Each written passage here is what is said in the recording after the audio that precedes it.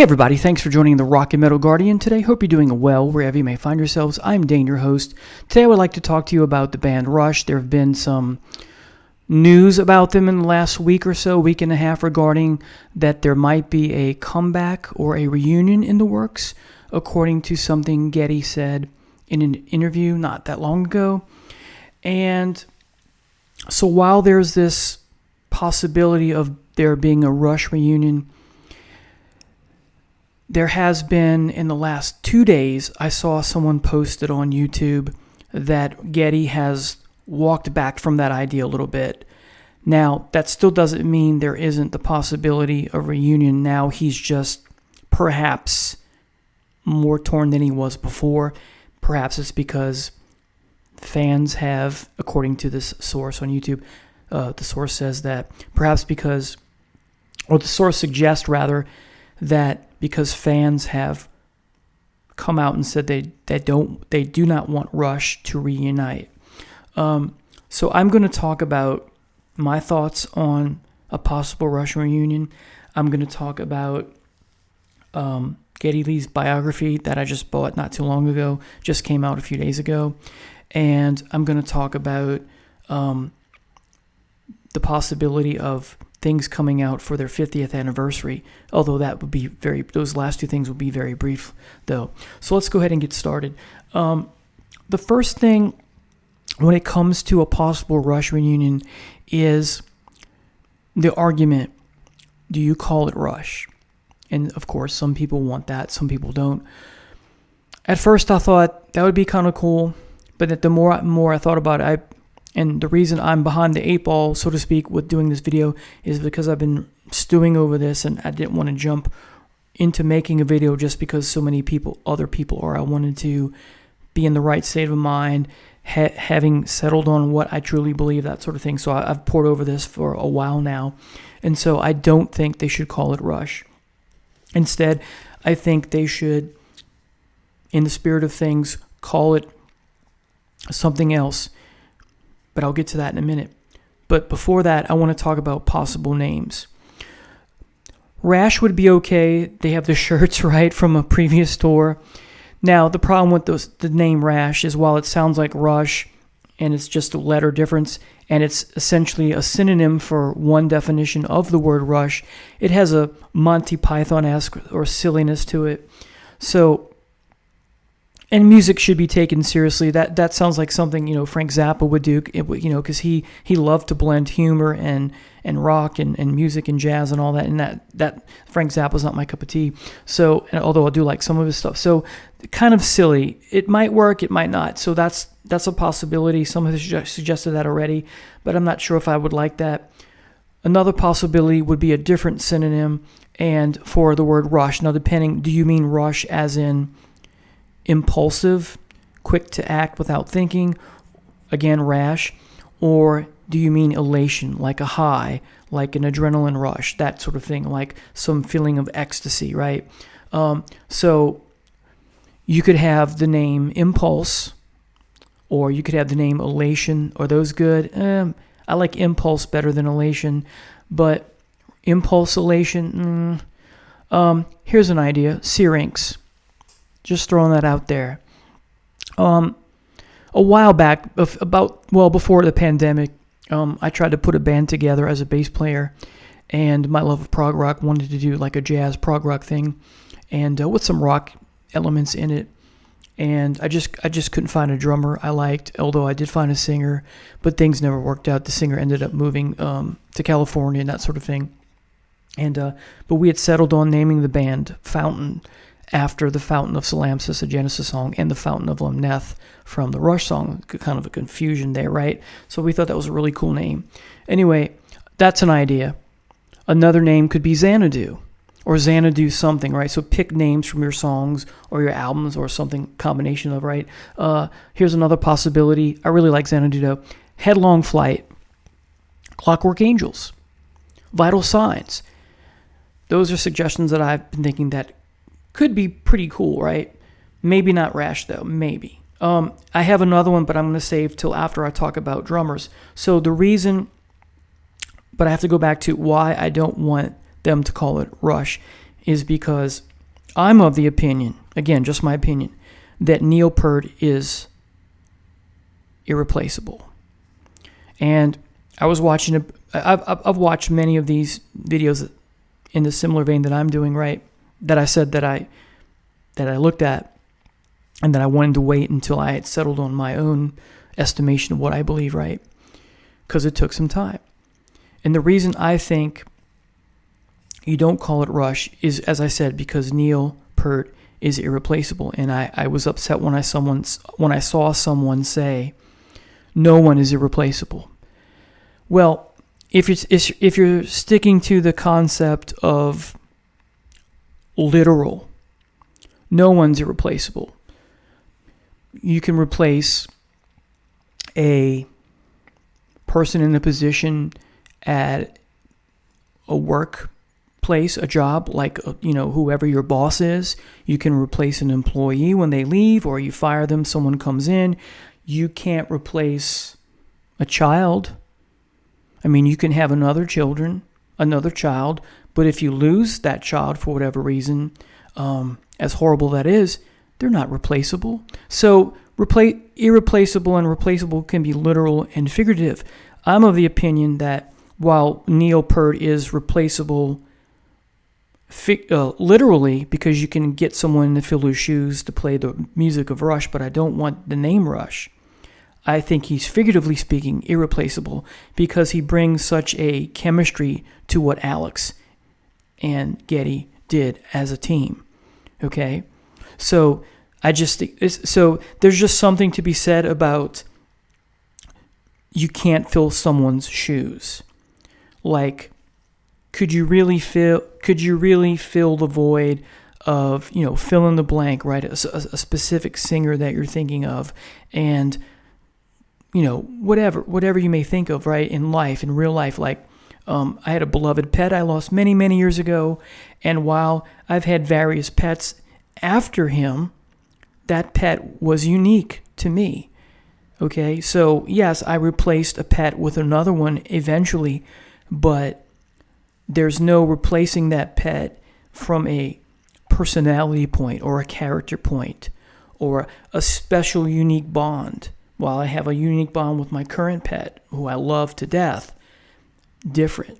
Do I love this pet more than the other, or vice versa? No, but there's it's a uniqueness, right? So that's what I mean by someone is not replaceable, or in this case, Neil Peart is irreplaceable. He can't be replaced figuratively. He can be replaced literally, but it wouldn't be the same, in other words. So therefore, don't name the band Rush. Name it something else, as the suggestions that I've given.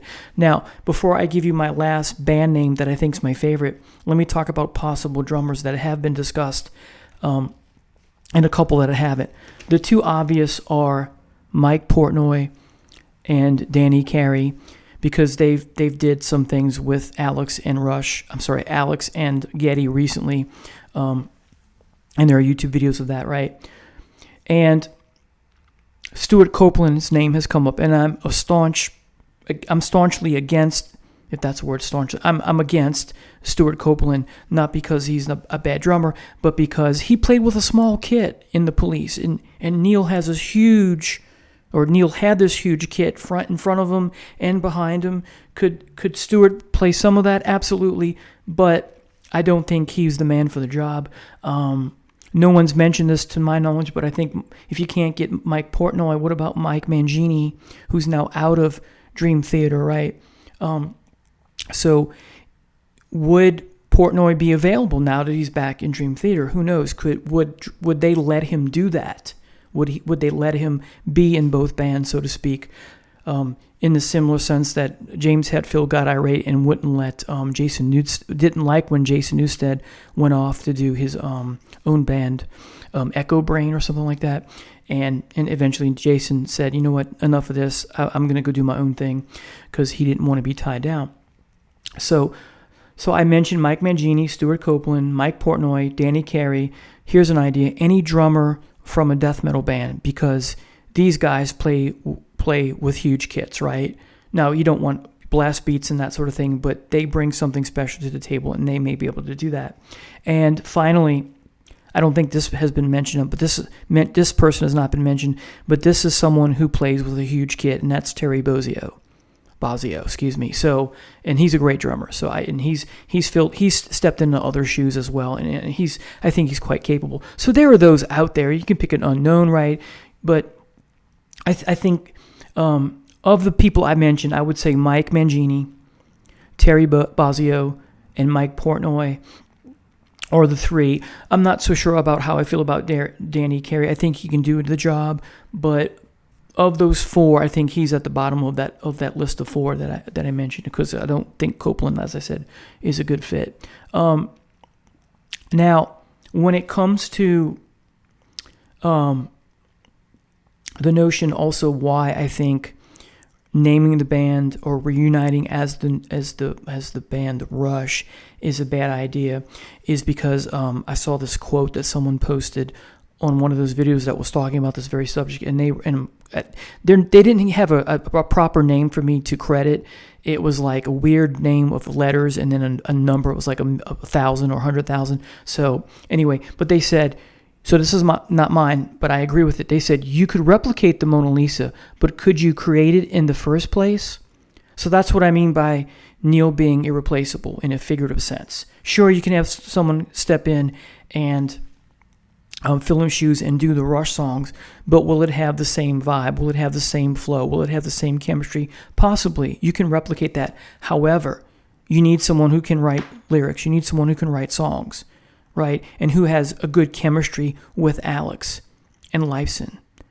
I'm sorry, with Alex and Geddy, excuse me. So that's very important. So again, you can replicate the Mona Lisa, but could you create it in the first place? You need someone with that creative drive, not someone who's just a mercenary musician filling in. You need a unique talent. Anyway, so here finally is my last idea for a band name. And of the four that I mentioned that I think would be a good fit, possibly, I think Mike Portnoy is the best. Even though I'm not a Dream Theater guy, I do like his style of drumming. I think he would work best. And so name the band LLP. Lee, Lifeson, and Portnoy. Just my thoughts. So Lee, Lifeson, and Portnoy. LLP. Sounds like ELP, sort of, right? So that's deliberate on my part. Now, other topics regarding a possible Rush reunion. Would they tour? Well, here's the problem. Alex Lifeson has been struggling with some stomach issues, and that's I don't know how specific that is, but that's what I understand. And I'm getting this. My source for that is, the critic that I can't think of his name, Martin Popoff. Said that in his video dealing with the same subject. And the other problem is, what about Geddy's voice? As he's gotten older, remember 2015 and a couple tours before that, not quite the same, definitely not the same, but still listenable to, but he can't reach those high notes and that sort of thing. So my thoughts on a tour is limited dates, but not a huge tour. What I would prefer instead is put out some albums, but don't call it Rush, okay? In addition, and what I meant to say this before was the problem. One of the other problems I have with the notion of replacing Neil is that I think it's the word I'm looking for. It's not offensive. It's insulting to name the band Rush without Neil. And people have said and will say, well, Neil replaced Rutsey. Yeah, but that was early on with one album, and they hadn't really fomented themselves and found their sound yet. Even Geddy admits that this is. I love this album. Geddy admits that this is very derivative, and that's part of what makes it so lovable, because it has that Cream Zeppelin-esque-ness to it. And there's some things on here that doesn't have that Cream Zeppelin-esque to them. It's Rush, right, so to speak. But I don't think you name the band Rush for those reasons. Again, I think it's insulting. In my opinion, no one can replace Neil. You can replace him literally, as I said, but don't name the band Rush. All right. So the next thing is, just very briefly, I got this when it came out, which was Tuesday, this past Tuesday. I'm only 30 pages in, but I am loving it. And here's the back. Young man, now old man. Old. And I'm loving what I'm reading right now. I'm in the part where he's talking about his family heritage and his grandparents, most of them killed in Auschwitz, and grandmother surviving that and dealing with family struggles. And I'm getting to the part where he's starting to talk about, him as a young man, not the 3-year-old boy anymore. So that's where I'm getting to. And he's still talking about his parents and grandparents. And right now at school, as you know, if you've been watching my channel, I'm a school teacher. I teach English and U.S. history. And with my sophomores, we're reading, almost finished the memoir Night by Elie Wiesel, which is about the Holocaust. And so it's interesting because, of course, the parallels. So, and someone who likes history, whether music or U.S. history or world history, I'm definitely liking what Geddy has to say about, the Holocaust and how significant it is to him growing up. So far, what I'm trying to say is that the biography is quite good, even though I'm only like 30 pages in. So, and then finally, I saw a video a few days ago. I don't remember the YouTube channel, but Terry Brown was being interviewed by a YouTuber, and he has now made friends with Alex and Geddy, because of course there was a falling off after he left after the Signals album. All right, he did not want to produce a band that was getting way too electronic. It's all in the Beyond the Lighted Stage documentary. But anyway, so in the interview, he mentioned that he doesn't know what it is yet, but there's going to be something, according to him, he'll know, he'll be one of the first ones to know, but there's something in the works for Rush's 50th anniversary. Are they going to put this out again in some form? Because May 18th will be the 50th anniversary of this album's release. So March 18th. March 18th is the 50th anniversary of this album. And so the band really, because that's when it got started. I count start when you first get your first album out there, right? So according to Terry Brown, there's going to be something put out for the consumers to enjoy for Rush's 50th anniversary, but he doesn't know what it is. Will it be a box set? Well, if it is, I hope it is. I hope it's got some stuff on it that I don't have already. Otherwise, it's not worth having. And as you know, if you're a Rush fan, Rush was not known for the most part, having a lot of B-sides and stuff that, went on the cutting room floor that didn't make an album. They used everything for the most part. So we have to keep our eyes and ears open. Anyway, thanks for watching. Take care. Bye now.